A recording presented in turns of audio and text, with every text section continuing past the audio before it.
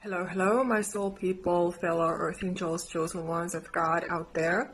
I have a few thoughts and messages coming today about shaming of trauma victims, shaming of narcissistic abuse victims. So you have been a narcissistic abuse victim, likely since childhood, from your own family. They have been narcissistic. So this is a very heavy topic, and in this video what's coming up to me is the fact that when people are just making it all worse for you when you're trying to recover and move on and heal and thrive, which is a healthy thing to do, what you should do for yourself, but people are basically trying to prevent you. So the people who you have been interacting with, encountering, they are shaming you for expressing, for example, your sensitive feelings, talking about your trauma, crying. You know, when you are expressing any sorts of emotions or feelings honestly, or you are, for example, having a panic attack, you know, something like that. So these are very tender situations and they should be handled accordingly with respect and gentleness, but these people do the complete opposite. So they are just making you more ashamed for having normal reactions to trauma. And again, these people can be also narcissistic. If they are treating you that way, then clearly they have no understanding, they have no empathy, they have no vision for the big picture of your situation. Even if you try to communicate it to them, they refuse to hear it, they refuse to listen, and they just want their own point of view across, which it feels very hurtful, especially if you are really feeling very vulnerable and you just need a safe space to open up to. You need a safe person to talk to, for example, in that situation. So this is not acceptable. So of course, again, when you are a sensitive empath, highly sensitive person, especially if you are a sensitive woman, this can hurt so much that, you know, I don't even find a word for this pain. I've personally been in these situations too many times and just want to give you my insight and support, as always, that you're not alone if you're dealing with these things, if you're battling with these things.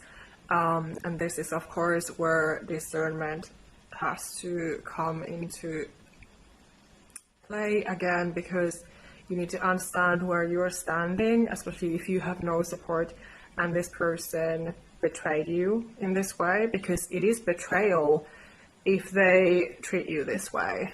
So they do not offer you the safe space.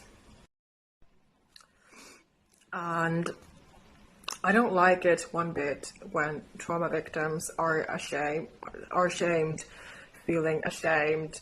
I have felt that same guilt and fear, insecurity my entire life and had no real empathetic support. So it is such a painful place to be in that it's no wonder if you're feeling all sorts of symptoms.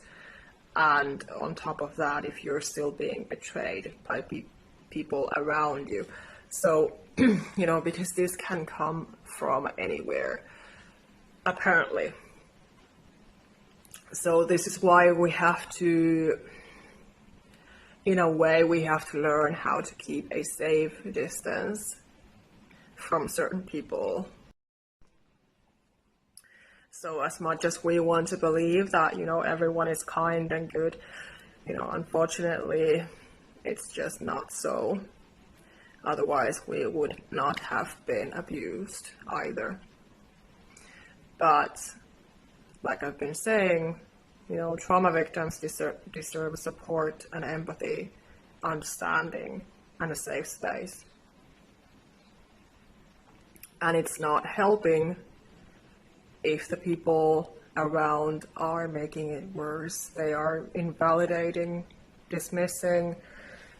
They are basically claiming that it's all the victim's fault. So this is very toxic. And this can come from a narcissistic person, these sorts of comments, of course, as well.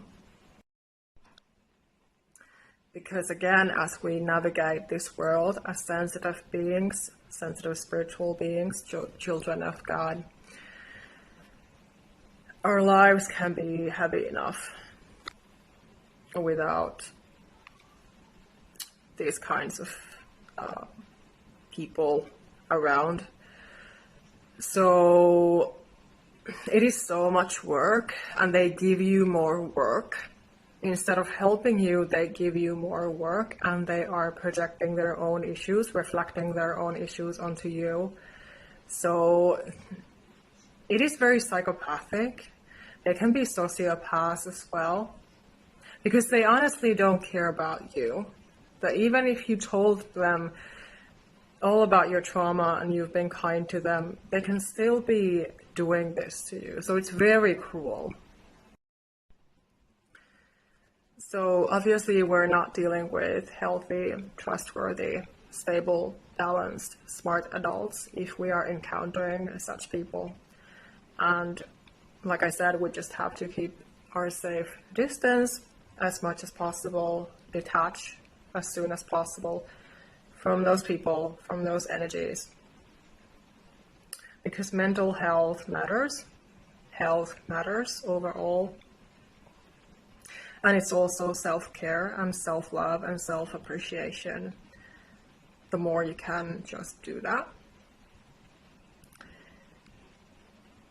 So even if we cannot always ignore these people and these situations, it's not always possible.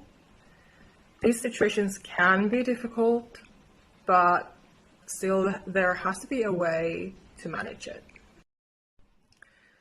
And of course, in the worst case, what happens is again more manipulation, more gaslighting, more blaming of you, more Darvo technique again, which can trigger your trauma even more.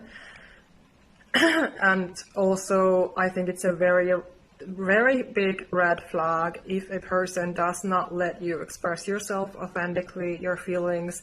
They don't let you cry. They're basically punishing you for being authentic, punishing you for expressing yourself, punishing you for being honest and straightforward, punishing you for standing up for yourself, calling you defensive, calling you unstable, calling you crazy, things like that. So a healthy person would never judge you like that, especially if they know about your trauma. And because I've witnessed this just happen too much, I wanted to bring this topic out, that it is such a big difference. Again, if we're dealing with healthy people vs unhealthy people, because unhealthy people will always try to put us down to their level, you know. And it is a typical narcissistic pattern that they just try to shame you. They try to punish you for being who you are supposed to be. They're trying to belittle you in every way. They can smear campaign. They can even lie about you. Claim things that you did not do. Because that's not your character. That's not who you are. That they are painting you to be. But that is why awareness is important, that it is gaslighting if they are trying to make you believe. They want to make you believe that you did something that you did not do. It is serious psychological abuse, and we cannot be belittling these issues. Even if some people don't want to acknowledge these issues, personally, I will always be talking about these issues.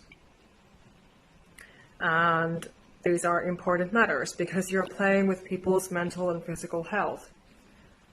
If you are hurting a trauma victim who's already been bullied, gaslighted, things like that,